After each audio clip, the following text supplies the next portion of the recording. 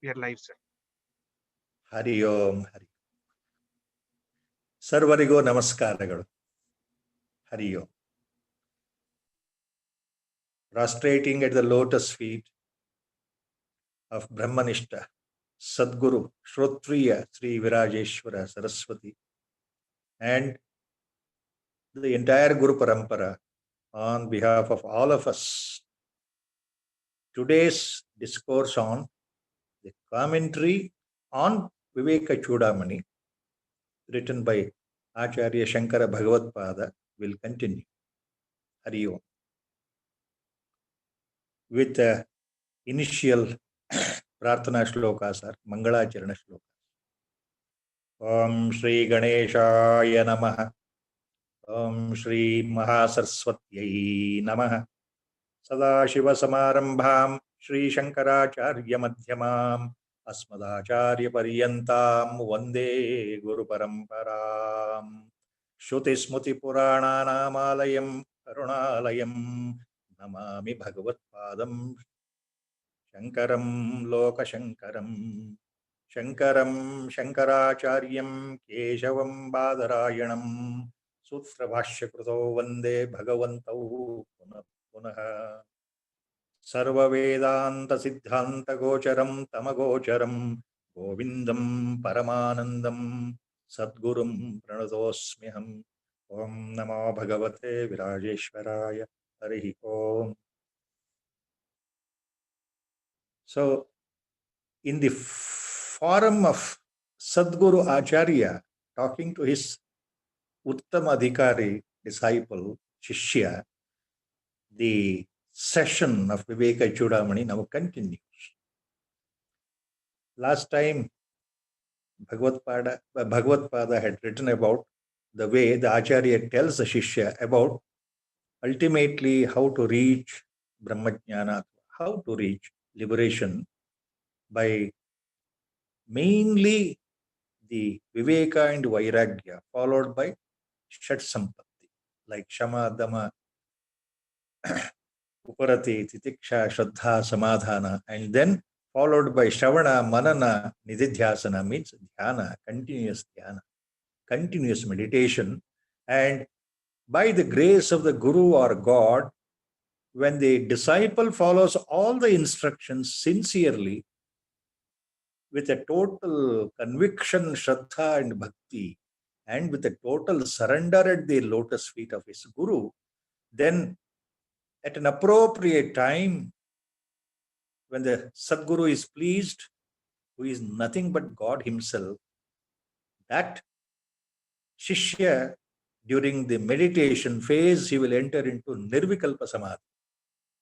And in Nirvikalpa Samadhi Sthiti, in that state, in that supreme state of the meditation, he will realize his own Atman or the Brahman, or he will realize his own true identity. So there it was stopped last time. So the earlier two preceding shlokas which were discussed in the last discourse, they form the substance of the whole of this Viveka Chudamani Mahan Grantha, Prakarana Grantha by Acharya Shankara Bhagavatpada. And as repeatedly I am telling, the commentary on the shlokas are mainly based on the commentary given by Jagadguru Sri Sri Chandrasekhara Bharati Mahaswamigal, Peethadipati of the Sringeri, during his lifetime. Now the Acharya continues to his Shishya. ಈಗ ಹಿಂದೆ ಹೇಳಿದ ಹಾಗೆ ಆಚಾರ್ಯರು ಶಿಷ್ಯನಿಗೆ ಏನ್ ಹೇಳ್ತಾ ಇದ್ದಾರೆ ಅಂದ್ರೆ, ಇನ್ನು ಮುಂದೆ ಅವ್ರು ಹೇಳ್ತಾರೆ, ಯದ್ಬೋದ್ಧವ್ಯಂ ತವೇದಾನೀಂ ಆತ್ಮಾನಾತ್ಮ ವಿವೇಚನಂ ತದುಚ್ಯತೆ ಮಯಾ ಸಮ್ಯಕ್ ಶ್ರುತ್ವಾತ್ಮನ್ಯವಧಾರಯ. ಯದ್ಬೋದ್ಧವ್ಯಂ ತವೇದಾನೀಂ ಆತ್ಮಾನಾತ್ಮ ವಿವೇಚನಂ ಸದುಚ್ಯತೆ ಮಯಾ ಸಮ್ಯಕ್ ಶ್ರುತ್ವಾ ಆತ್ಮನಿ ಅವಧಾರಯ. ಆಚಾರ್ಯರು ಹೇಳ್ತಾ ಇದ್ದಾರೆ, ನೋಡಪ್ಪ ಶಿಷ್ಯ, ಈಗ ನಾನು ಮುಂದೆ ಹೇಳ್ತಕ್ಕಂತಹ ವಿಷಯಗಳನ್ನ ಗಮನ ಇಟ್ಟು ಶ್ರದ್ಧೆಯಿಂದ ಕೇಳು, ಮನಸ್ಸಿನಲ್ಲಿ ನಿಶ್ಚಯಾತ್ಮಕ ಬುದ್ಧಿಯಿಂದ ಕೇಳು. ಈಗ ನಾನು ನಿನಗೆ ಹೇಳ್ತಾ ಇರೋದು ಹೇಳೋದಕ್ಕೆ ಹೊರಟಿರೋದು ಆತ್ಮ ಅನಾತ್ಮ ಇವುಗಳ ವಿವೇಚನೆ. ಆತ್ಮ ಅನಾತ್ಮ. Now the Acharya says to the Shishya, now you listen carefully, very carefully. I am going to tell you now the difference between Atma and Anatma. So I will start with what is Anatma. That was your question earlier. So I am going to tell you what is Anatma. So that is how he starts. So in the next few shlokas, Acharya is elaboratively, extensively, now he starts explaining our physical body. This physical body which you can see, the person sitting in front of you, the person standing in front of you, or your own body, this is called the physical body or the gross body. So he starts explaining in detail about the gross body, physical body, and then he takes up later the explanation on the subtle body, which is invisible within the gross body. Again, later he will explain about the causal body, which is further invisible. And explaining all the three in detail, he will say that all these three, physical body, which can be seen and felt and observed and touched, the inner subtle body and the causal body, all the three constitute Anatma. ಮುಂದೆ ಬರುವ ಶ್ಲೋಕಗಳಲ್ಲಿ ಆಚಾರ್ಯರು ಬಹಳ ವಿಶದವಾಗಿ ವಿವರಣೆ ಕೊಡ್ತಾ ಇದ್ದಾರೆ. ಅನಾತ್ಮ ಅಂದ್ರೆ ಏನು ಅಂತಂದ್ರೆ, ಮೊದಲು ಈ ನಮ್ಮ ಸ್ಥೂಲ ದೇಹದ ಬಗ್ಗೆ ವರ್ಣನೆ, ನಂತರ ಈ ಸ್ಥೂಲ ದೇಹದ ಒಳಗೆ ಅಗೋಚರವಾಗಿರತಕ್ಕಂತಹ ಸೂಕ್ಷ್ಮ ದೇಹ, ಸೂಕ್ಷ್ಮ ಶರೀರದ ಬಗ್ಗೆ ವಿವರಣೆ, ತದನಂತರ ಕಾರಣ ಶರೀರ, ಅದು ಸಹ ಅಗೋಚರ, ದೇಹದ ಒಳಗೆ ಇರತಕ್ಕಂತಹ ಆ ಮೂಲ ಕಾರಣ ಶರೀರದ ಬಗ್ಗೆ ವಿವರಣೆ. ಈ ವಿವರಣೆ ಕೊಡ್ತಾ ಕೊಡ್ತಾ ಆಚಾರ್ಯರು ಏನ್ ಹೇಳ್ತಾರೆ ಮುಂದೆ ಬರೋ ಶ್ಲೋಕಗಳಲ್ಲಿ ಅಂದ್ರೆ, ನೋಡಪ್ಪ ವತ್ಸ, ಈ ನಮ್ಮ ದೇಹ, ಸ್ಥೂಲ ದೇಹ ಇದೆಯಲ್ಲ, ಕಣ್ಣಿಗೆ ಕಾಣದೇ ಇರತಕ್ಕಂತಹ ಒಳಗಡೆ ಇರತಕ್ಕಂತಹ ಸೂಕ್ಷ್ಮ ದೇಹ ಶರೀರ ಇದೆಯಲ್ಲ, ಇನ್ನೂ ಸೂಕ್ಷ್ಮವಾಗಿರ್ತಕ್ಕಂತಹ ಕಾರಣ ಶರೀರ ಇದೆಯಲ್ಲ, ಇವೆಲ್ಲವನ್ನು ಅನಾತ್ಮ ಅಂತ ತಿಳ್ಕೊಳ್ಳಪ್ಪ. ಇವು ಆತ್ಮ ವಸ್ತುವೇ ಅಲ್ಲ, ಅಶಾಶ್ವತ, ನಶ್ವರ, ಇವತ್ತಿದ್ದು ನಾಳೆ ಹೋಗುವಂಥದ್ದು. ಈ ಶ್ಲೋಕಗಳಲ್ಲಿ ಈಗ ಶುರು ಆಗುತ್ತೆ. ಮೊದಲು ಸ್ಥೂಲ ದೇಹದ ವರ್ಣನೆ. ಮಜ್ಜಾಸ್ತಿ ಮೇದ ಫಲರಕ್ತ ಚರ್ಮ ತ್ವಗಾಹ್ವಯೈ ಧಾತುಭಿರೇಭಿರನಿನ್ ಅನ್ವಿತಂ ಪಾದೋರು ವಕ್ಷೋ ಭುಜ ಪೃಷ್ಠ ಮಸ್ತಕೈ ಅಂಗೈರುಪಾಂಗೈ ಉಪಯುಕ್ತಮೇತತ್. ಮಜ್ಜಾಸ್ಥಿಮೇದ ಫಲರಕ್ತ ಚರ್ಮ ತ್ವಗಾಹ್ವಯೈ ಧಾತುಭಿರೇಭಿರನ್ವಿತಂ ಪಾದೋರ್ವ ವಕ್ಷೋ ಭುಜ ಪೃಷ್ಠ ಮಸ್ತಕೈ ಅಂಗೈರುಪಾಂಗೈ ಉಪಯುಕ್ತಮೇತತ್. Now the Acharya explains the gross body structure. Imagine our Rishi Munis, Acharyas, they all knew most of the anatomical details of the human body. When you cut open the human body, what is that you see inside, as doctors tell? Everything was known. Everything was known in the science called Ayurveda itself. So Acharya is explaining in detail now about the body itself. See, ಮಜ್ಜಾಸ್ತಿ ಮೇದ ಫಲರಕ್ತ ಚರ್ಮ ತ್ವಕ್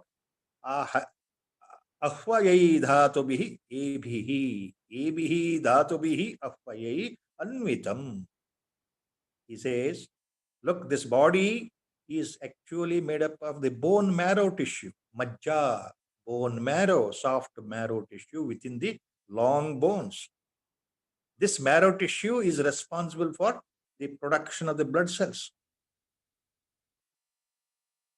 So, bone marrow, asthi means bones, medaha means fat, Phala means flesh, rakta, that is a blood, charma, and twak. Two words are used. Charma and twak, both in common sense, we can call it as skin. But here, what Acharya means is differentiating. Charma is inside, twak is outside, both commonly called as skin only. So, charma here means the dermis portion, the lower portion. The twak refers to the outer portion, what we can touch and see and feel here. This is the epidermal portion. So, how beautifully they are, being explained. See, this body consists of bone marrow, bones, flesh, blood, the skin, inner skin, outer skin. Then there are organs and sub-organs, tissues inside. Padoru vakshobhuja prushtamastakaih angairupangai upayuktametat. So the body is made up of different organs like the hands, the legs, the shoulders, the back, and the head. So various organs, and inside various other organs, inside like our liver, spleen, intestine, heart, etc., etc. ಅಂಗೈ ಉಪಾಂಗೈ ಉಪಯುಕ್ತಮೇತತ್. ಈ ದೇಹದಲ್ಲಿ ಎಲ್ಲವೂ ಇದೆಯಲ್ಲ, ಇದು ಮಜ್ಜ, ಮೂಳೆ ಮತ್ತು ಮಾಂಸ, ರಕ್ತ ಇವುಗಳಿಂದ ತುಂಬಿರತಕ್ಕಂಥದ್ದು ಚರ್ಮ ಮತ್ತು ಅಂಗಗಳು ಎಲ್ಲವನ್ನು ತುಂಬಿಕೊಂಡಿರ್ತಕ್ಕಂಥದ್ದು ಈ ಸ್ಥೂಲ ದೇಹ.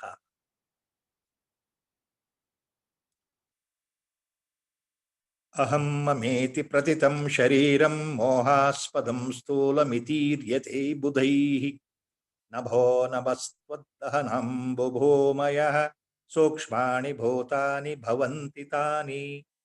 In the next sloka, Acharya continues about this body, physical body, explanation.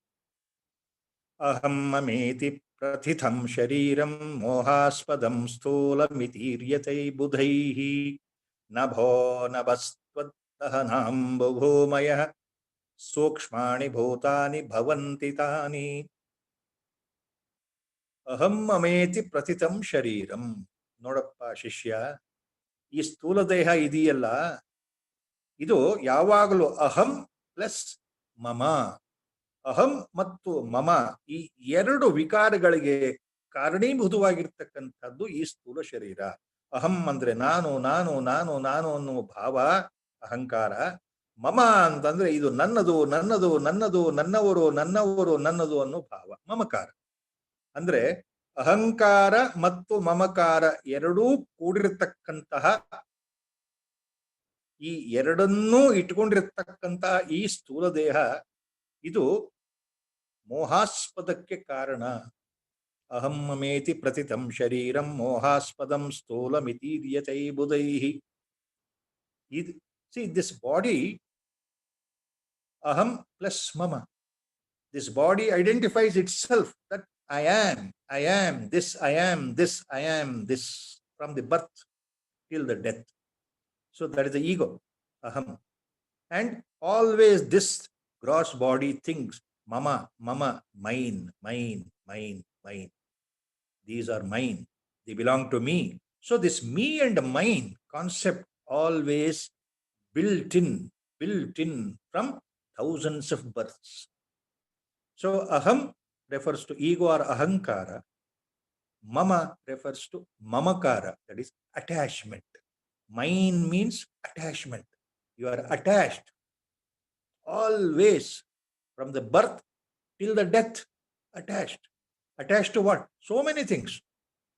Mainly attached to your own people, your own kids and kins, your wife, your children, parents, your husband, everything you are more attached. Your friends, you are attached to them all the time, all the time, all the time, all the time till the death. So this aham mameti pratitham shariram mohaspadam. Mohaspadam pratitham shariram. So that is why this body is sort of a, because of mohaspada, means because of delusion, because of bhranti, because of maya, always thinks me and mine, me and mine. Why? because of Maya, because of attachment, because of delusion. Moha means attachment, raga, moha, almost same. You're attached, always attached. See, the main point is that is due to ajnana. That is a different issue. We'll come to that later. But Acharya is talking about your physical body here. See, your physical body is representation of me and mine concept. These two always there with you all the time till the body dies, till the last breath. So that is the speciality of this gross body or physical body. Acharya is talking. Enigmatically, he is using the Vedantic words in such a beautiful way. Subtle undercurrents are here in this shloka. Aham mameti prathitam shariram. As long as you are attached, see, the me and my concept that I am this body, these things are mine, these people are mine, this belongs to me. ನಾನು ನನ್ನವರು ಅನ್ನೋ ಭಾವ ಸಾಯೋ ಕೊನೆ ಕ್ಷಣದೊಳಗೆ ಇರುತ್ತಲ್ಲ, ಅದು ಬಿಡುಗಡೆ ಆದರೆ ತಾನೇ ಮುಕ್ತಿ. ಅದು ಇಲ್ಲಿ ಬರ್ತಕ್ಕಂಥ ಭಾವ. ಆಚಾರ್ಯರು ಸೂಕ್ಷ್ಮದಲ್ಲಿ ಹೇಳ್ತಾ ಇದ್ದಾರೆ. Suddenly I remember in Moola Mahabharata, Bhagavad Gita is so famous. That comes in Bhishma Parva, the sermon by the Lord Krishna Paramatma to Arjuna. Later, after the war completed, and Yudhishthira became the emperor of Hastinapura, for the next 1.5 years after the Mahabharata war, Krishna stayed. Lord stayed in Hastinapura only. Later, he wanted to go back to Dwarka. So, in the next Ashwamedha Parva, another Bhagavad Gita sermon starts. Majority who have read Mahabharata know that. Otherwise, you have never heard of that. Again, by the request of Arjuna, on the eve of the departure to Dwarka, Krishna chides him. Arjuna says to Krishna, look, my dear friend, my dear brother-in-law, 1.5 years, 2 years back, when the war was going on, you taught me Bhagavad Gita in the battleground itself. I was so blessed. As a guru, you taught me. But again, no, I have forgotten that. Pardon me, Krishna, Keshava, I have forgotten what you taught on the battleground 1.5 years, 2 years before. Can you explain again the same Bhagavad Gita to me now that you are going back to Dwarka? Look at the question of Arjuna. That's why our Gurudev used to say Bhagavad Gita is difficult to understand. Why? Arjuna, after saying that I have understood Nashto Moha, see, I have come out of delusion. He says like that in Bhagavad Gita. Now, after 1.5 years, he tells the same Krishna, I have forgotten Bhagavad Gita. Krishna chides him, abuses him. He said, what a fool you are. With great interest and concentration, seriously, I have taught the Upadesha to you, and now you say I have forgotten that. Okay, I cannot tell you the same thing again and again, in the same words, in the same format. What happened, happened. But I'll tell you in a different way. So, with being so compassionate, merciful, Lord once again teaches the same concept of Bhagavad Gita in different shlokas. Now, that is compiled by scholars, Mahatmans. They just named it, that group of advice, as Anugita. Anugita. Very interestingly, please remember, all the three Maha Acharyas in our spiritual annals, the history of India, starting from Sri Shankara Bhagavatpada, then Sri Ramanujacharya, and then Sri Madhvacharya. All the three great Acharyas have written commentary on Bhagavad Gita. But they have not written commentary on Anugita. So in the Anugita, the same points what Lord said in Bhagavad Gita, they are there but in a slightly different sense. Certain points are more elaborated here in Anugita. While concluding Anugita, finally Lord Krishna Paramatma tells Arjuna in the last conclusion of Anugita, he says, look, Arjuna,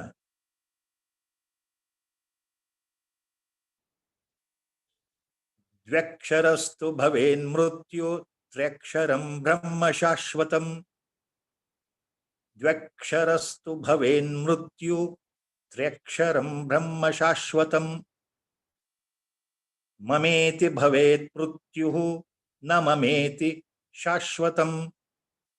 Mameti bhavet mrityuhu na mameti Shashvatam.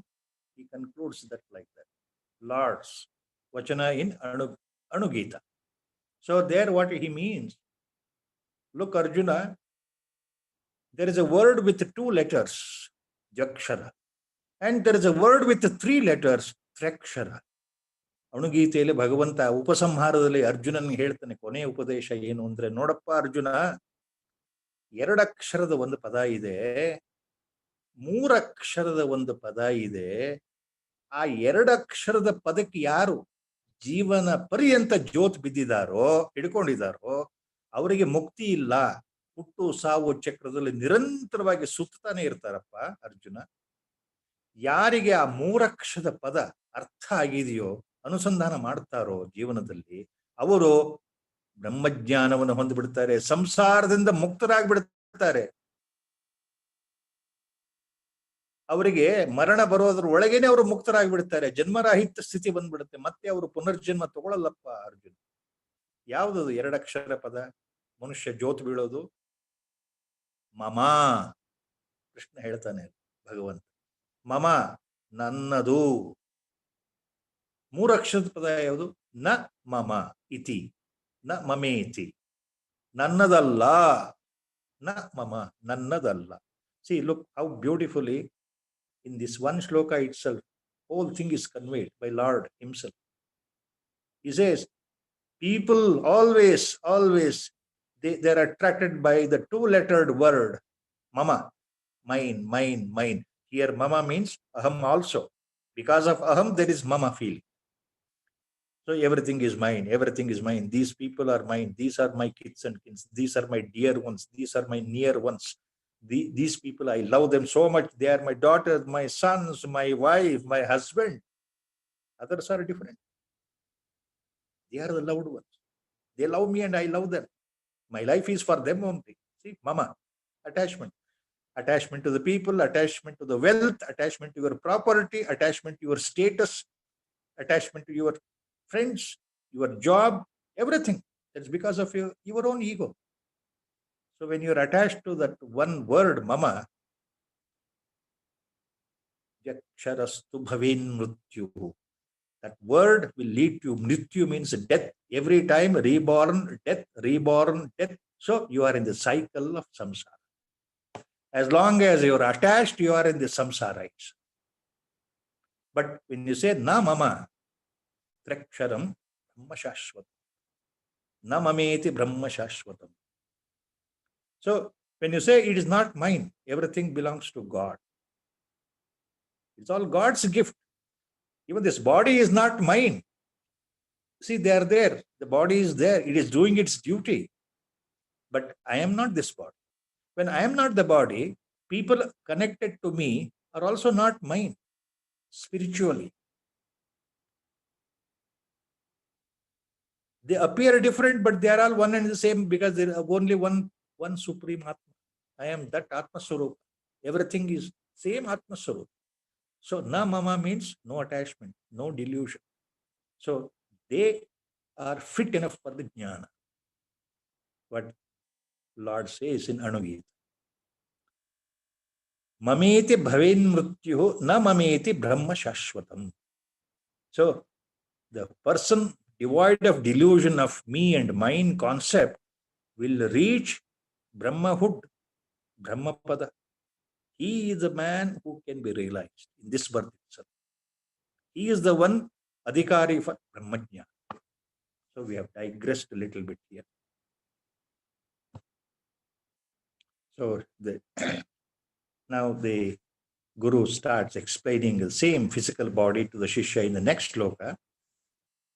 Parasparam shair militani bhutva stolani cha stola sharira hetavah matrastadiya vishaya bhavanti shabdadaya pancha sukhaya bhoktuhu.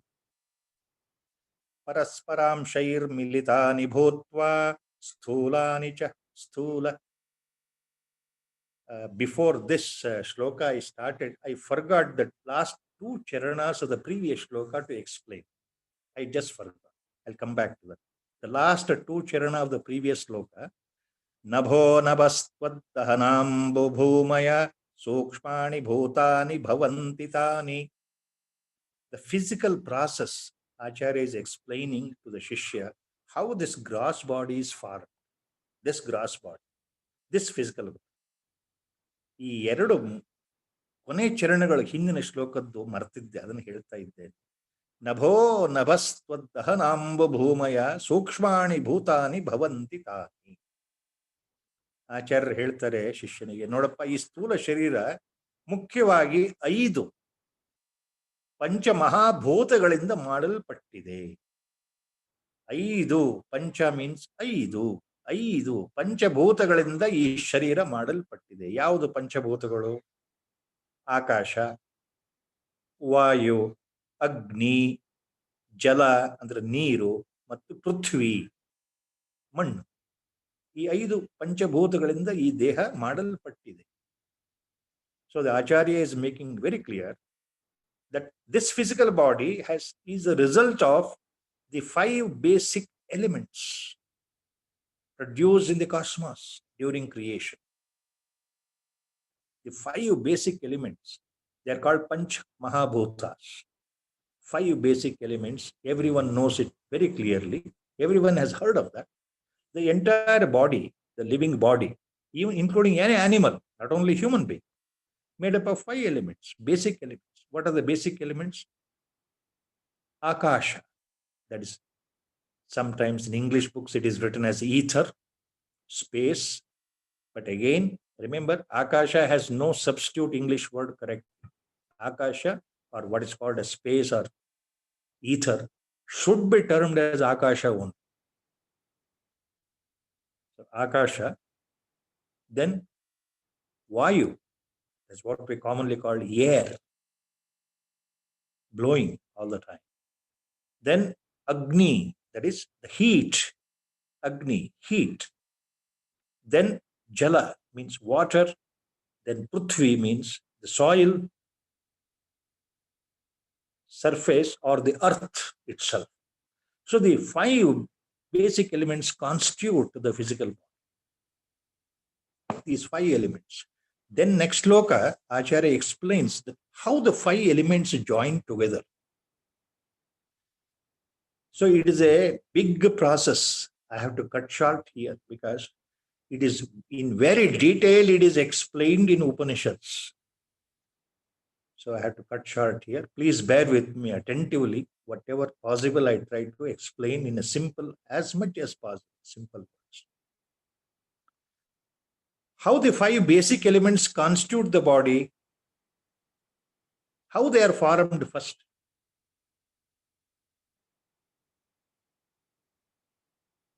In a Chandogya Upanishad, there is a concept explained in the mantras called Trivatkarana. In Taittariya Upanishad, the same concept, because Trivatkarana is very difficult for most of the adhikaris even to follow what when the Acharya explains the Upanishad. So, in the Taittariya Upanishad, the same thing is referred as little elaborate called Panchikarana. So, Panchikarana will be little easier to understand.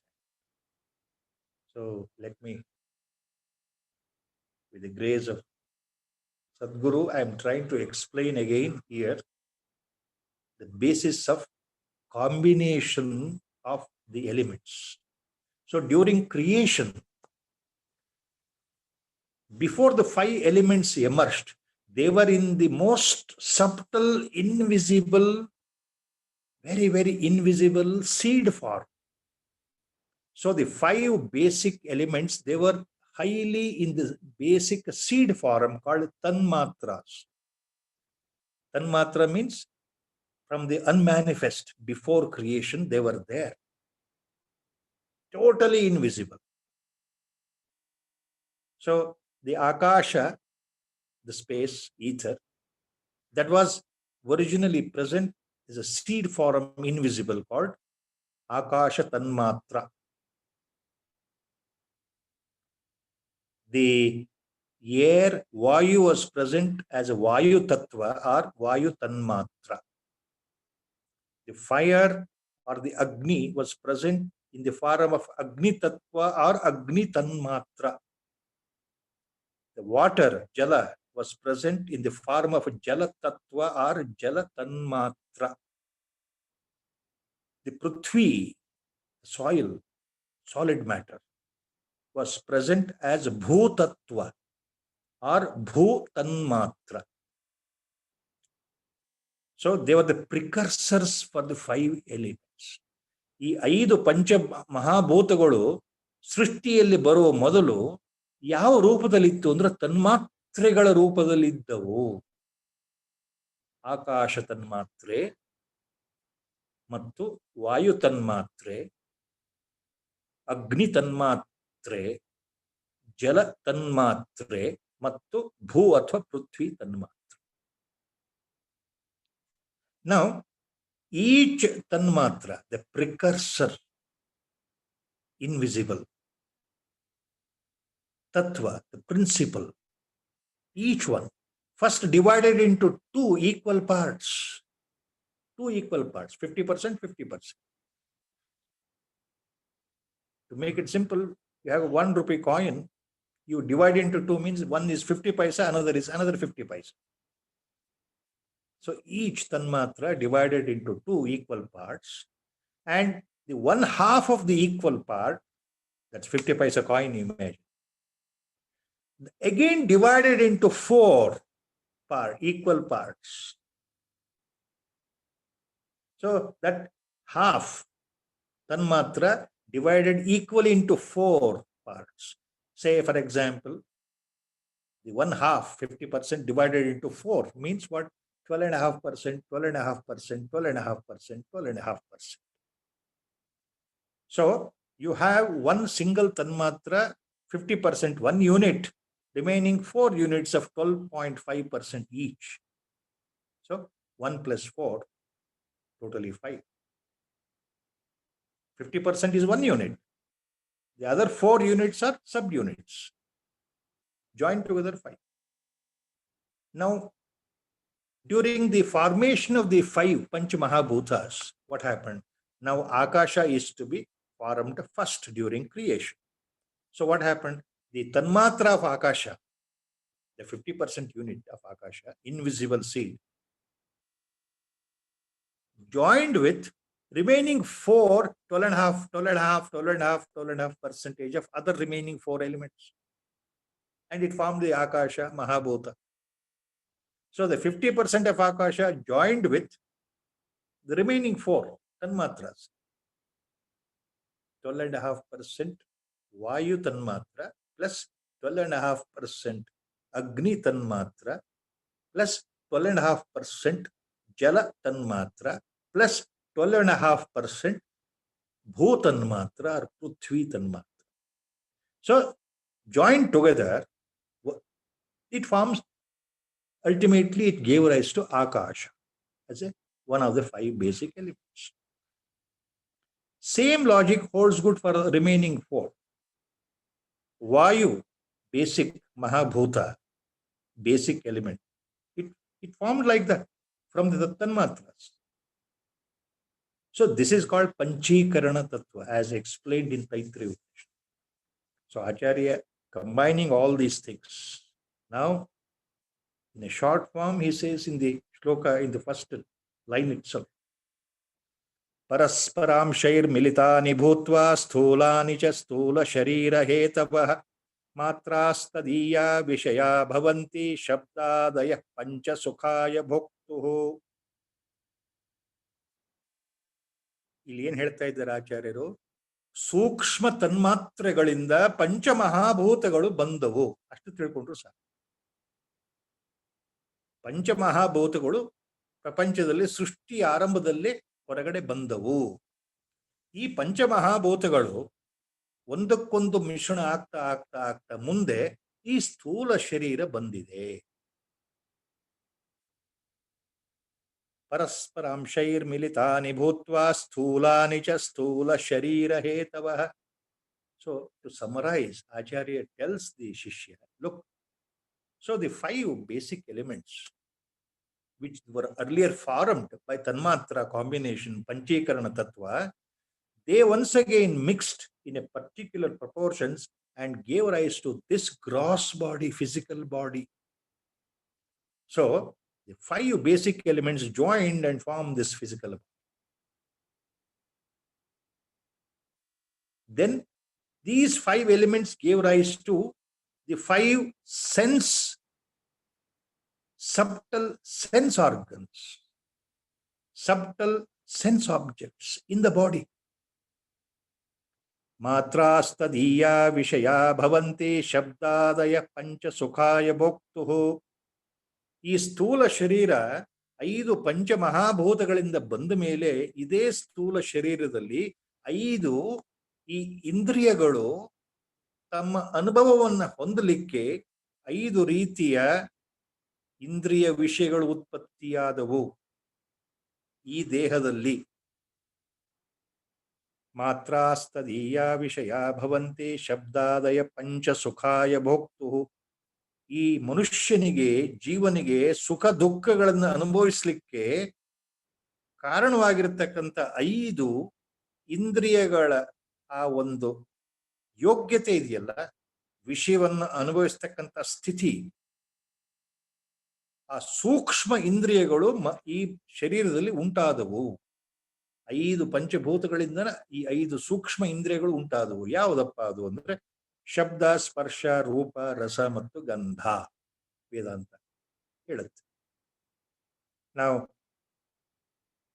the second 2 lines explain that the 5 basic elements constituted the physical body. Then the physical body, the same 5 elements resulted in the development, constitution of 5 sensory feelings, 5 sensory capacities in the same body. So the 5 elements gave rise to the physical body and also the 5 basic sense apprehensions, or the capacity to understand sense in a different way. What are the 5 abilities of the sense? Body developed 5 abilities later. Shabdadi matrastadiya vishaya bhavanti shabdadaya pancha sukhaya bhoktuhu. So the body developed the capacity to hear the sound, shabda, sound. Then touch, sparsha. See, you can touch and feel.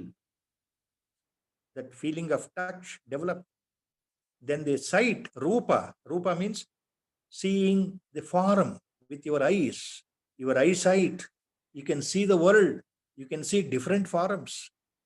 So the capacity of sight developed. Then the taste, rasa, capacity to taste anything, whether it is good or bad, whether you like or not. By taste, you will know the different types of food items, different types of liquid items. You can differentiate whether it's a hard water or the cold, ordinary water, fresh water, salt water, like that. So ability to taste, rasa, developed in the body. And similarly, the ability to smell, olfaction. You can smell. See, whether it is a good smell or a bad smell, you can differentiate. So all these things develop in this gross body by the same basic 5 elements.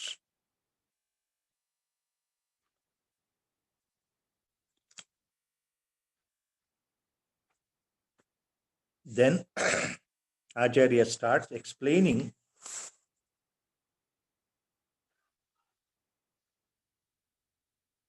येषु मूढा विषयेषु बद्धा रागोरुपाशेन सुदर्दमेन आयान्ति निर्यान्त्यध ऊर्ध्वमुच्चै स्वकर्म दूतेन जवेन Nita.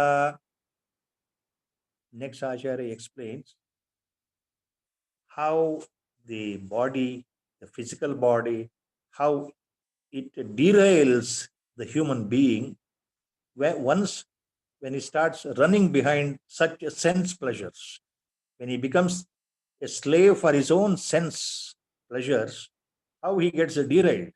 That he explains. ಮುಂದಿನ ಶ್ಲೋಕದಲ್ಲಿ ಆಚಾರ್ಯರು ಏನ್ ಹೇಳ್ತಾ ಇದ್ದಾರೆ ಅಂದ್ರೆ,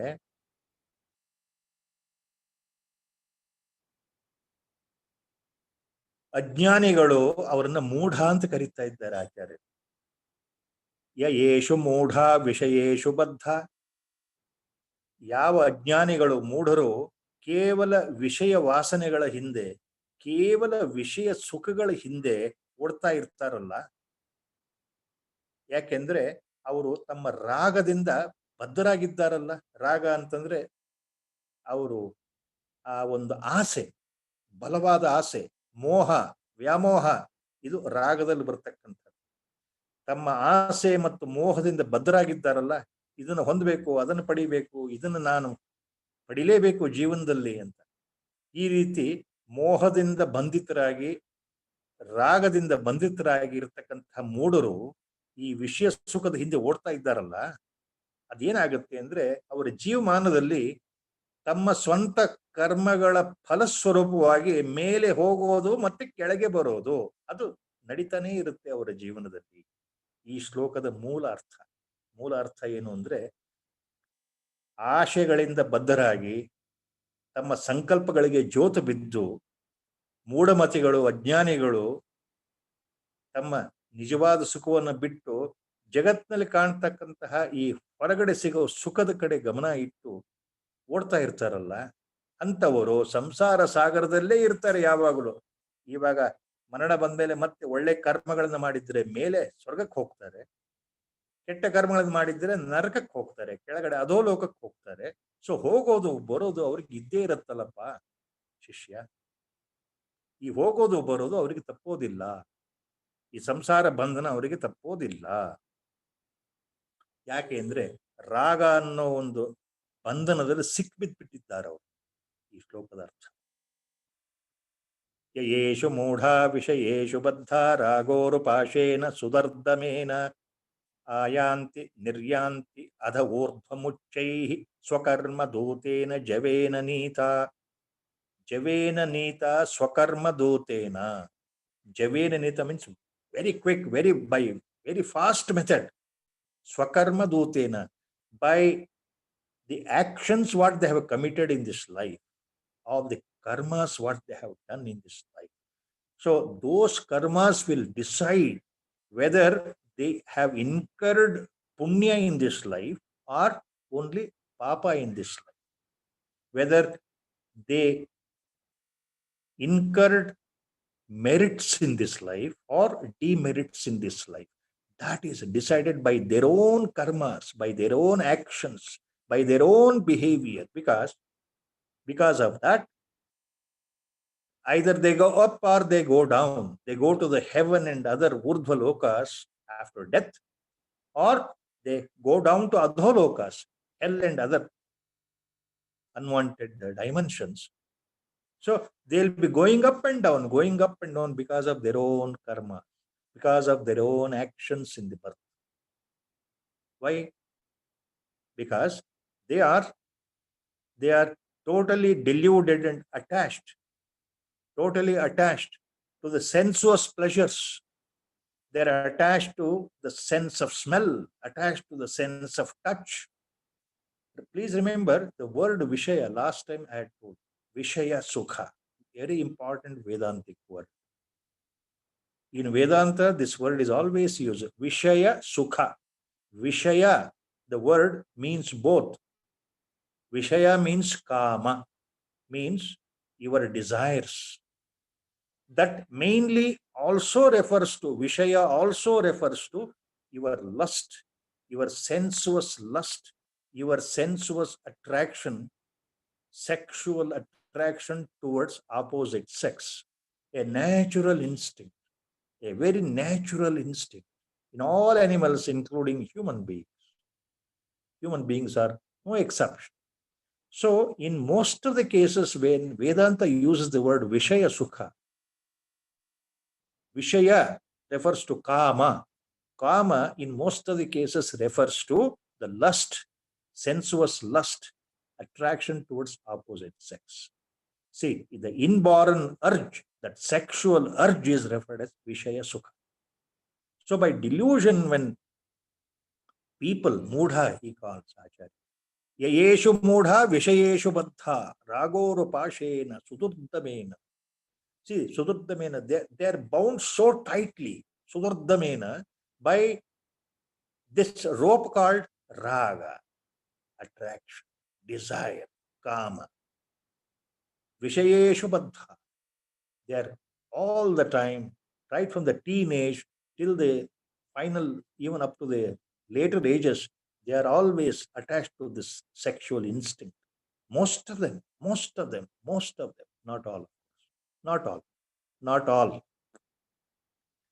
So, Acharya says, when they indulge excessively any of the pleasures, sense of touch, Vishaya Sukha, sense of smell, sense of eating, sense of drinking, sense of the sight. See, they are deluded. So, they are in the life, they are in this bottom pit, what you call as bottomless pit, and they always jump up and down. After death, if their merits are too good, they go to heaven for some time. There also they can't stay for long. They have to come back. ಸ್ವರ್ಗಕ್ಕೆ ಹೋದರೂ ಸಹ ಮುಕ್ತಿ ಇಲ್ಲ. ತನ್ನ ಒಳ್ಳೆಯ ಕಾರ್ಯಗಳಿಗೆ ಕರ್ಮಗಳಿಗೆ ಅನುಸಾರವಾಗಿ ಸಾತ್ವಿಕ ಜೀವನ ನಡೆಸಿರತಕ್ಕಂಥ ಒಬ್ಬ ಅತ್ಯಂತ ಸಾತ್ವಿಕ ಪುರುಷ, ಒಳ್ಳೆಯ ಪುರುಷ ಮರಣ ಹೊಂದಿದ ಮೇಲೆ ಸ್ವರ್ಗಕ್ಕೆ ಹೋಗ್ತಾನೆ. ನಿಜ, ಸ್ವರ್ಗದಲ್ಲಿ ಅಲ್ಲಿಯೂ ಮುಕ್ತಿ ಇಲ್ಲ, ಮತ್ತೆ ವಾಪಸ್ ಬರ್ಬೇಕಲ್ಲ. Going up and then he has to come down to Martyaloka for rebirth. So up and down, this is a continuous process going on. Our Gurudev once, he was very fond of short phrases. Number of times I tell. He always used to take a short phrase from Bhagavad Gita during discussions. Once when I was sitting, our Gurudev, humorously, some point was being discussed. I was listening. Suddenly, offhandedly, he used the word, look, Nagaraj, see, there is one classification. Do you know that? Gurudeva, what is a classification? I don't know. He said, see, there is a classification of people who belong to Jayasva, Mriyasva class. Suddenly he said, see, there is a very important classification. Most of the people belong to the class called, or classification group called Jayasva, Mriyasva. There is a Bhagavad Gita word where Lord uses. Coming and going. Same thing Acharya is talking here. Ayanti niryanti ada urdhamuchaihi swakarma dhutena javena nita. So Acharya is telling people who are deluded, people who have got desires, people who have a lot of kama, people are after Vishaya Sukha, people who are after sensuous pleasures. How can they get jnana? How can they be liberated? So they are the fools. They are bound themselves to their own sensuous pleasures. They are bound automatically.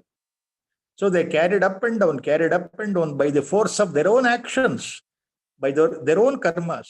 So they end up always in this birth and death cycle. Look, Shishya, remember this. To explain this point, next shloka, Acharya, remember, 2200 years before, he takes a common example during those days. ಇನ್ನು next ಶ್ಲೋಕ, ಮುಂದಿನ ಶ್ಲೋಕದಲ್ಲಿ ಆಚಾರ್ಯರು ಏನ್ ಹೇಳ್ತಾರೆ, ಉದಾಹರಣೆ ತಗೊಂಡು ಹೇಳ್ತಾ ಇದ್ದಾರೆ. ಏನು ಉದಾಹರಣೆ ತಗೊಳ್ತಾ ಇದ್ದಾರೆ ಮೊದಲೇ ಹೇಳ್ಬಿಡುವ. ಏನು ಉದಾಹರಣೆ ತಗೊಳ್ತಾರೆ? ಶಬ್ದಾದಿಭಿಃ ಪಂಚಭಿರೇವ ಪಂಚ ಪಂಚತ್ವಮಾಪ್ಯುಃ ಸ್ವಗುಣೇನ ಬದ್ಧಾಃ ಕುರಂಗ ಮಾತಂಗ ಪತಂಗ ಮೀನಾ ಭೃಂಗಾನರ ಪಂಚಭಿರಂಚಿತಃ ಕಿಂ. ಶಬ್ದಾದಿಭಿಃ ಪಂಚಭಿರೇವ ಪಂಚ ಪಂಚತ್ವಮಾಪುಃ ಸ್ವಗುಣೇನ ಬದ್ಧಾಃ ಕುರಂಗ ಮಾತಂಗ ಪತಂಗ ಮೀನ ಭೃಂಗಾನರ ಪಂಚಭಿರಂಚಿತಃ ಕಿಂ. Beautifully, Acharya in this shloka explains with 5 examples. Each animal he takes as an example represents one particular sensory perception. It's more developed. Other perceptions are there, but one particular it is more developed. ಈ ಶ್ಲೋಕದಲ್ಲಿ ಆಚಾರ್ಯರು 5 ಪ್ರಾಣಿಗಳ ಉದಾಹರಣೆ ತಗೊಳ್ತಾರೆ. ಪ್ರತಿಯೊಂದು ಪ್ರಾಣಿಯಲ್ಲೂ ಒಂದು ಸಾಮರ್ಥ್ಯ ಬಹಳ ಜೋರಾಗಿದೆ. ಆ ಒಂದು ಸಾಮರ್ಥ್ಯ ಬಹಳ ಜೋರಾಗಿ, ಅದು ಯಾವುದು ಉದಾಹರಣೆ ಅಂದ್ರೆ ಜಿಂಕೆ, ಆನೆ, ಮಿಡತೆ, ಮೀನು ಮತ್ತು ದುಂಬಿ. ದುಂಬಿ ಅಂದ್ರೆ ಇಲ್ಲಿ ಜೇನುನೊಣ. ಈ ಪ್ರಾಣಿಗಳು ತಮ್ಮ 5 ಪಂಚ ವಿಷಯಗಳಲ್ಲಿ ಒಂದರಲ್ಲಿ ಪ್ರಬಲವಾದ ಆಸೆ, ಅವುಗಳ ವಾಸನೆ ಬಹಳ ಜೋರಾಗಿದೆ ಅಲ್ಲ, ಆ ಕಾರಣದಿಂದ ಅವು ತಮ್ಮ ವಿನಾಶವನ್ನ ಮುಟ್ತವೆ, ತಮ್ಮ ನಾಶವನ್ನು ತಾವೇ ಮಾಡ್ಕೊಳ್ತವೆ. ಉದಾಹರಣೆ ಹೇಗೆ? ಜಿಂಕೆಗೆ ಶ್ರವಣ ಬಹಳ ಚುರುಕು, ಶ್ರವಣ ಶಕ್ತಿ, ಶ್ರವಣೇಂದ್ರಿಯ. ಅದು ಬಹಳ ವೇಗವಾಗಿ ಓಡುತ್ತೆ ಮತ್ತು ಶಬ್ದವನ್ನು ಕೇಳುತ್ತೆ. ಆ ಶಬ್ದದ ಆಧಾರದ ಮೇಲೆ ಬೇಟೆಗಾರರು ಹಿಂದೆ ಅವುಗಳನ್ನ ಸೆಳ್ಕೊಳ್ತಾ ಇದ್ರು, ಬೇರೆ ಬೇರೆ ಶಬ್ದಗಳನ್ನ ಮಾಡಿ ಸೆಳ್ಕೊಂಡು ಅವಳನ್ನ ಬೇಟೆ ಆಡ್ತಾ ಇದ್ರು. ಸೊ ಶಬ್ದಗಳನ್ನ ಗ್ರಹಿಸೋ ಶಕ್ತಿ ಜಿಂಕೆಗೆ ಜಾಸ್ತಿ ಇರೋದ್ರಿಂದ ಅದೇ ಅದಕ್ಕೆ ಮೃತ್ಯು ದಾರಿಯಾಗ್ತಾ ಇತ್ತು. ಗಂಡ ಆನೆಯನ್ನ ಪಳಗಿಸ್ಬೇಕು, ಹಿಡಿಬೇಕು ಅಂತಂದ್ರೆ ಒಂದು ಹೆಣ್ಣಾನೆಯನ್ನ ಮುಂದೆ ಬಿಟ್ಬಿಡೋರು. ಆ ಹೆಣ್ಣಾನೆಯನ್ನ ಸ್ಪರ್ಶ ಮಾಡ್ಬೇಕು ಅಂತ ಹೇಳಿ ಓಡಿ ಓಡಿ ಓಡಿ ಗಂಡಾನೆ ಸಿಕ್ಬಿದ್ಬಿಡೋದು ಹೆಡ್ಡಾದಲ್ಲಿ. ಸ್ಪರ್ಶ ಸುಖ ಆನೆಗೆ ಬೇಕು. ಅದು ಮದ ಏರಿದಾಗ ಎದುರಿಗೆ ಹೆಣ್ಣಾನೆ ಕಂಡ್ರೆ ಹಿಂದೆ ಮುಂದೆ ನೋಡದೆ ಅದರಿಂದ ಓಡ್ತಾ ಇರುತ್ತೆ ಗಂಡಾನೆ ಅಂತ. ಸ್ಪರ್ಶ ಸುಖ. ಮಾತಂಗ, ಪತಂಗ. What about these flies, insects in the night time? They're attracted towards the light. ಈ ದೀಪದ ಹುಳುಗಳು ರಾತ್ರಿ ಹೊತ್ತು ನೀವು ಎಲ್ಲಿ ಬೆಳಕಿರುತ್ತೋ ಅಲ್ಲಿ ಬಂದು ಬೀಳ್ತವೆ. ಆ ಬೆಳಕಿನ ಸುತ್ತಲೂ ತಿರುಗ್ತಾ ತಿರುಗ್ತಾ ತಿರುಗ್ತಾ ಶಾಖಕ್ಕೆ ಅವು ಅಲ್ಲೇ ಕೆಳಗೆ ಬಿದ್ದು ಸತ್ತು ಹೋಗುತ್ತೆ. ನಾವೆಲ್ಲರೂ ನೋಡಿರ್ತಕ್ಕಂಥ ವಿಷಯ. ಹಳ್ಳಿಗಳ ಕಡೆ ಬಹಳ ಜಾಸ್ತಿಯಾಗಿ ಕಾಣುವಂಥದ್ದು. ಕತ್ಲೆ ಇದ್ದಾಗ ಒಂದು ದೀಪ ಹಚ್ಚಿಟ್ಬಿಟ್ರೆ ದೀಪದ ಸುತ್ತಲ ದೀಪದ ಹುಳುಗಳು ಬಂದು ಬಂದು ಬಂದು ಸಾಯ್ತಾ ಇರ್ತವೆ.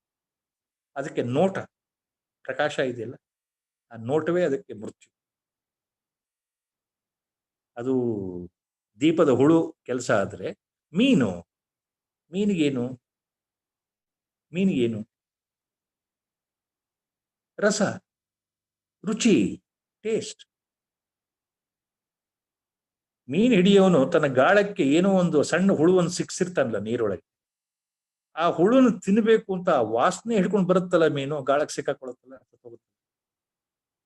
ಹಾಗೆ ದುಂಬಿ, ಜೇನ್ನೊಣ ವಾಸನೆ, ಎಲ್ಲಿ ಹೂವಿನಲ್ಲಿ ಯಾವ ಹೂವಿನಲ್ಲಿ ಏನು ಮಕರಂದ ಇದೆ ಅದನ್ನ ಹೀರುವಂಥದ್ದು ಆ ಶಕ್ತಿ ಇದೆಯಲ್ಲ, ಆ ಹೂವಿನ ಪರಿಮಳ ಅದನ್ನ ಆಕರ್ಷಣೆ ಮಾಡುತ್ತಲ್ಲ.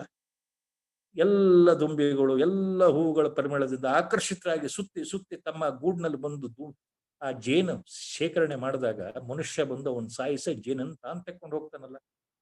ಹೀಗೆ ಉದಾಹರಣೆ ಆಚಾರ್ಯರು ಶಿಷ್ಯನಿಗೆ ಕೊಡ್ತಾ ಇರು.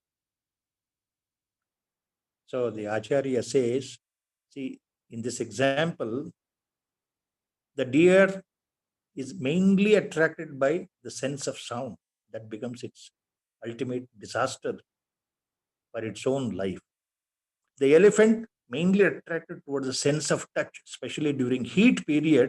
If there is a female elephant, the male elephant runs without knowing anything, without bothering about pros and cons, and then becomes a target for the poachers. Similarly, the moths, butterflies, and moths and other small insects, attracted by the light in the night time, in the dark, especially in the village areas.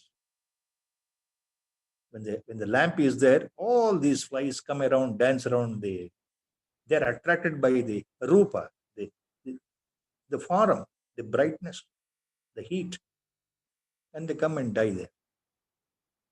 What about the fish?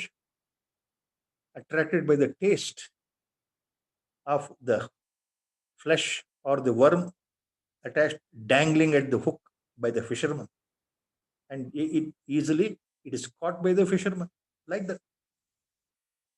And honeybees, by the smell, the power of smell, see, they go in search of flowers and flowers and flowers, and then bring the honey, and then ultimately store the honey in their hive.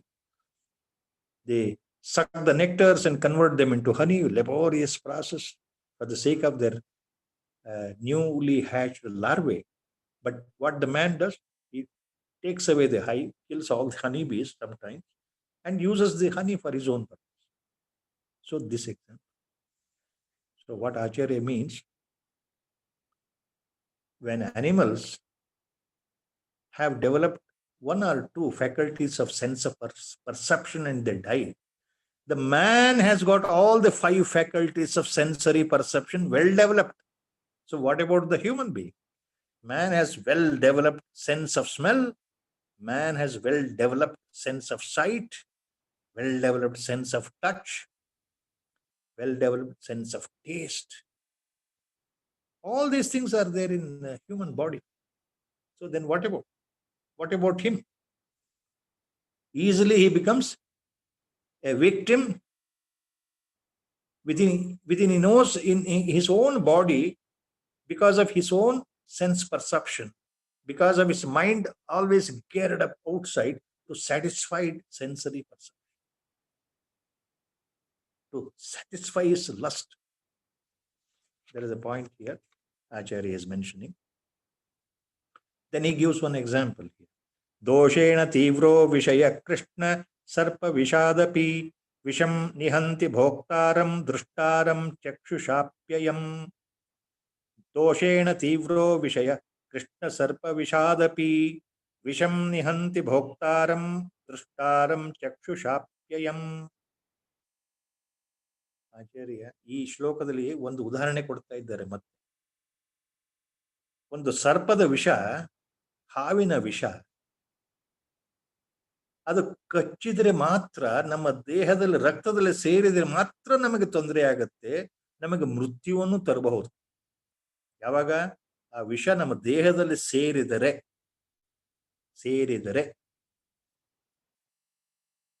ಆದ್ರೆ ಇಲ್ಲಿ ಏನಾಗ್ತಾ ಇದೆ, ಇಲ್ಲಿ ಸೇರೋದೇನು ಬೇಕಾಗಿಲ್ಲ. ಈ ಮಾನವ ದೇಹ ಇದೆಯಲ್ಲ, ಎಲ್ಲ 5 ಪಂಚೇಂದ್ರಿಯಗಳಿಂದ 5 ವಿಧವಾದ ಇಂದ್ರಿಯ ಸುಖ ಅನುಭವಿಸ್ತಾನಲ್ಲ, ಅವನು ಏನು ತಿನ್ಬೇಕಾಗಿಲ್ಲ, ಬರೀ ನೋಡಿದರೆ ಸಾಕು ಆತನ ಇತಿಶ್ರೀಯಾಗಿ ಹೋಗುತ್ತೆ, ಅಧೋಗತಿ ಅವನತಿಗೆ ತಲುಪ್ತಾನೆ ಅಂತ ಅರ್ಥ ಈ ಶ್ಲೋಕ.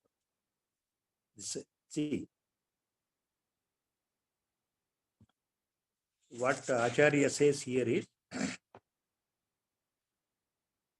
the venom of a cobra, only when it bites, when the venom enters your bloodstream into the body, then it becomes dangerous for your life. But look at the human body, this physical body.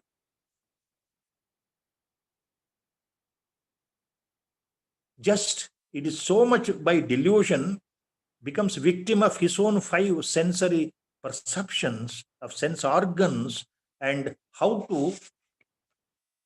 lift him up in this life. That is a problem. So it is not possible, because 5 powerful sense organs are there, 5 powerful sense perceptions are there. His mind is always towards outside, enjoying the sensory pleasures. So how can you liberate him? How is it possible? So that is how he is giving examples.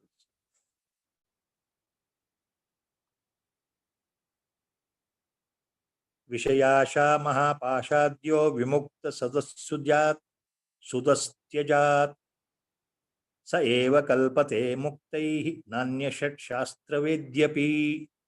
Next ಶ್ಲೋಕ.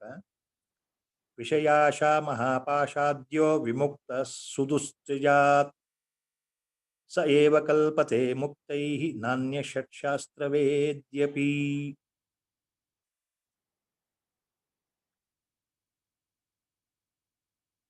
Now Acharya is making one distinction. Vishayasha mahapashadyah vimuktah yaha. The one, only such a person, such a adhikari, such a jijnasu, who is Vishayasha mahapasha vimuktaha. The one who has rejected the Vishaya Sukha, Indriya Sukha, one who has rejected, detached from sensuous pleasures in the life, the one who is not deluded by the worldly pleasures, physical pleasures, including Vishaya Sukha, the one who is not attracted towards the lust, indulging in all, satisfying its sensory feelings, such a mumukshu who is detached as much as possible from these worldly sensory pleasures, worldly sensory joys, Vishayasha mahapasha vimuktah, only such person, saeva kalpate muktaihi, only such person is the adhikari to get liberated. Only such person is entitled for liberation. Only such person entitled for mukti. Not others, Acharya says. Nanya Shat Shastra Vedyapi. Any other scholar, even he may know all the 6 Shastras in Vedanta, he may be a very erudite scholar. Even then, if he is not detached, that means if he has not developed Vairagya, ultimately Acharya is coming to the same. ಯಾವ ಮನುಷ್ಯನಲ್ಲಿ ವೈರಾಗ್ಯ ಪ್ರಬಲವಾಗಿ ಉತ್ಪತ್ತಿ ಆಗಿದೆಯೋ, ಪ್ರಪಂಚದ ಹೊರಗಿನ ವಿಷಯ ಸುಖಗಳ ಬಗ್ಗೆ ಗಮನ ಇರೋದಿಲ್ವೋ, ಯಾವನಲ್ಲಿ ಅಂಥ ದೃಢವಾದ ವೈರಾಗ್ಯ ಜಾಗೃತವಾಗಿದೆಯೋ ಆತ ಮಾತ್ರ ಮೋಕ್ಷಕ್ಕೆ ಅಧಿಕಾರಿಯಾಗ್ತಾನೆ ಅಪ್ಪ. ಉಳಿದವರು, ವೈರಾಗ್ಯ ಇಲ್ಲದೆ ಇರೋರು, ವಿಷಯ ಸುಖಗಳ ಹಿಂದೆ ಓಡ್ತಾ ಇರೋರು, ತಮ್ಮ ಇಂದ್ರಿಯ ಸುಖದ ಅಷ್ಟೇ ಜೀವನ ಅಂತ ತಿಳ್ಕೊಂಡಿರೋರು, ಎಂತಹ ಶಾಸ್ತ್ರವೇತ್ತರೇ ಆಗಿರಲಿ, ಬ್ರಹ್ಮವೇತ್ತರೇ ಆಗಿರಲಿ, ವೇದಾಧ್ಯಯನ ಸಂಪನ್ನರೇ ಆಗಿರಲಿ, 6 ಶಾಸ್ತ್ರಗಳ 6 ದರ್ಶನ ಶಾಸ್ತ್ರಗಳನ್ನು ಅರ್ಧ ಕುಡದೇ ಆಗಿದ್ರು ಸಹ, ತಿಳ್ಕೊಂಡಿದ್ರು ಸಹ ಅಂಥವರಿಗೆ ಮುಕ್ತಿ ಇಲ್ಲಪ್ಪ, ಅಂಥವರಿಗೆ ಮುಕ್ತಿ ಸಿಗೋದಿಲ್ಲ. ಯಾಕೆ? ಅವರಲ್ಲಿ ವೈರಾಗ್ಯವೇ ಇಲ್ಲ. ಎಲ್ಲ ಇದೆ, ಪಾಂಡಿತ್ಯ ಇದೆ, ಶಾಸ್ತ್ರಜ್ಞಾನ ಇದೆ, ತಿಳ್ಕೊಂಡಿದ್ದಾರೆ, ಆದ್ರೆ ವೈರಾಗ್ಯ ಇಲ್ವೇ? ಈ ಭವಬಂಧನ ಕಡೆ ಇದನ್ನು ಬಿಡಿಸ್ಕೊಂಡು ನನ್ನ ಸ್ವರೂಪ ಏನು ಅಂತ ಅರ್ಥ ಮಾಡ್ಕೊಳ್ಬೇಕು ಅನ್ನೋ ಜಿಜ್ಞಾಸತ್ವ ಇಲ್ವಲ್ಲ. ಮನಸ್ಸು ಪ್ರಪಂಚದಲ್ಲೇ ಮುಳುಗಿದೆಯಲ್ಲ. ಅಂದ್ರೆ ಪ್ರವೃತ್ತಿ ಮಾರ್ಗದಲ್ಲೇ ಮುಳುಗಿದವರಿಗೆ ವೇದಾಂತ ಪ್ರವೇಶ ಇಲ್ಲ. ಯಾರು ನಿವೃತ್ತಿ ಮಾರ್ಗದಲ್ಲಿದ್ದಾರೆ, ನಿವೃತ್ತಿ ಅಂದ್ರೆ ವೈರಾಗ್ಯದ ಲಕ್ಷಣಗಳು ಗೋಚರ ಆಗ್ತಾ ಇದೆ, ಅಂಥವರಿಗೆ ಸದ್ಗುರು ಉಪದೇಶ ಅರ್ಥವಾಗುತ್ತೆ. ಸದ್ಗುರು ಕೃಪೆಯಿಂದ ಆತ ಸಾಧನೆಯಲ್ಲಿ ಮುಂದುವರಿತಾನೆ. ತನ್ನ ಜೀವನದ ಪರಮ ಪುರುಷಾರ್ಥವಾದ ಮೋಕ್ಷ ಸಂಪಾದನೆಗೆ ಸದ್ಗುರು ಕೃಪೆ ಕಾರಣ ಆಗುತ್ತೆ ಅನ್ನೋದು ಅರ್ಥ ಇದೆ. See why Acharya is talking like this? Because see, he knows most of the people, they want the full worldly enjoyments at their hand, total. They can't give up that. Say they want all the enjoyments, all the comforts in life. They want money, everything, because all the basic needs to be taken care. Money is very important. Money. Wealth. So that they can satisfy their lust. They can satisfy their desires. So all are totally involved in their desires. At the same time, they want Brahmajnana also. How can they go together? How can they go together? You are interested in life, materialistic life. You are interested in your desires. At the same time, you want Brahmajnana also. How is it possible? That's what Acharya is meaning here in this. Right? Guru Sankalpa today, we are closing this discourse once again with short Rama Bhajan. Sri Rama Jaya Rama Jaya Jaya Rama Sri Rama Jaya Rama Jaya Jaya Rama Sri Rama Jaya Rama Jaya Jaya Rama Sri Rama Jaya Rama Jaya Jaya Rama Sri Rama Jaya Rama Jaya Jaya Rama Sri Rama Jaya Rama Jaya Jaya Rama Hari Om. Om Namo Bhagavate Virajeshwara.